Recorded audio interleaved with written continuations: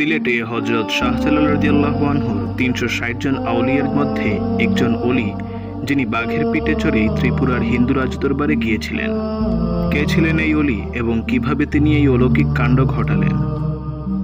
সিলেটের হযরত শাহজালাল রাদিয়াল্লাহু আনহুর সাগরেদ এবং শাহপরান রাদিয়াল্লাহু আনহুর পীর ভাই হযরত সৈয়দ শাহ মুস্তাফা রাদিয়াল্লাহু আনহু বর্তমান মৌলভীবাজারের নাম পূর্বে মুস্তাফাপুর ছিল। মুস্তাফাপুর নামকরণটি তার নামের দ্বারাই হয়েছিল। জীবনের শেষ দিন পর্যন্ত তিনি ওই স্থানেই ছিলেন এবং তার হাত ধরেই অনেক মানুষ মুসলমান হয়েছিল। সৈয়দ শাহ মুস্তাফার এই অলৌকিক ঘটনা শুনলে আপনিও চমকে উঠবেন। হযরত সৈয়দ শাহ মুস্তাফা রাদিয়াল্লাহু আনহু একজন বিশিষ্ট ওলি ছিলেন। ওনার বংশ বিবরণে জানা যায় তিনি শেরি খুদা হযরত আলী রাদিয়াল্লাহু আনহুর বংশধর।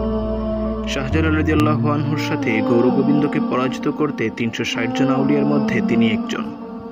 তিনি শাহজালালের প্রধান সহচর ছিলেন এবং তার নির্দেশে বর্তমান সিলেটের মৌলভীবাজারে ইসলাম প্রচারে আসেন।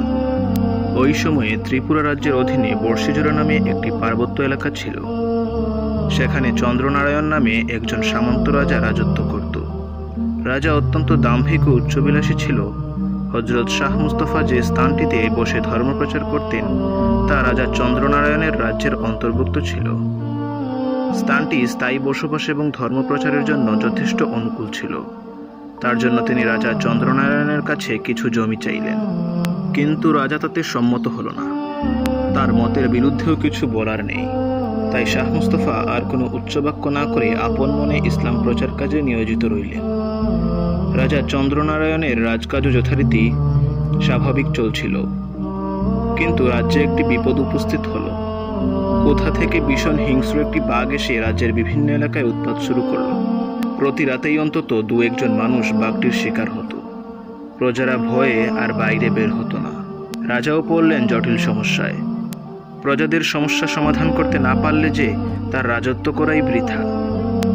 সে অচিরেই সেনা বিভাগে খবর দিল বাঘটিকে খুঁজে বের করে হত্যা করার। নির্দেশ মতো সৈন্যরা অস্ত্র নিয়ে বাঘের খুঁজে বের হয়, কিন্তু কি আশ্চর্য, বাঘটিকে তারা আর খুঁজেই পেল না। সৈন্যরা যখন সন্ধ্যায় ফিরে এলো, বাঘটি আবার বের হয়ে প্রাণসংহার করতে লাগলো।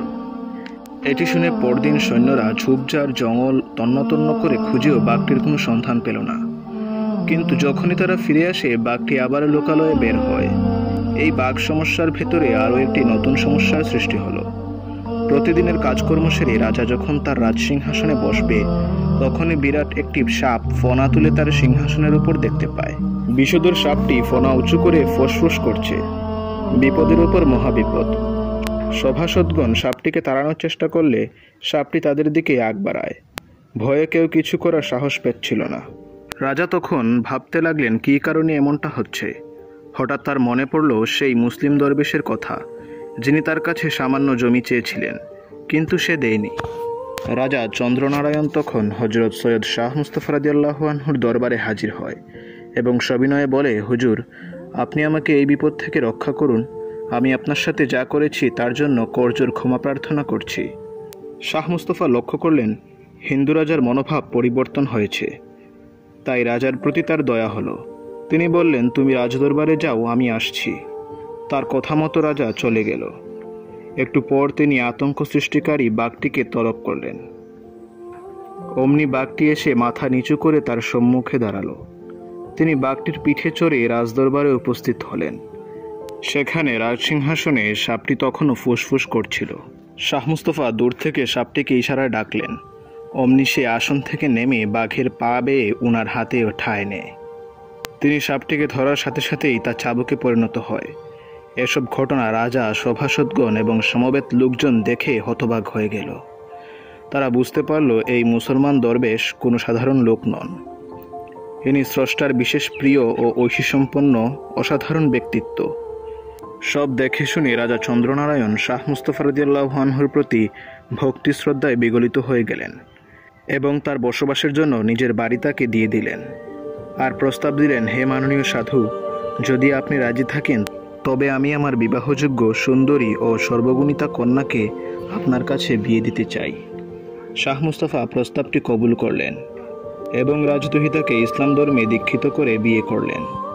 ইসলাম গ্রহণ করার পর রাজদুহিতার নাম রাখা হয়েছিল সালেমা খাতুন।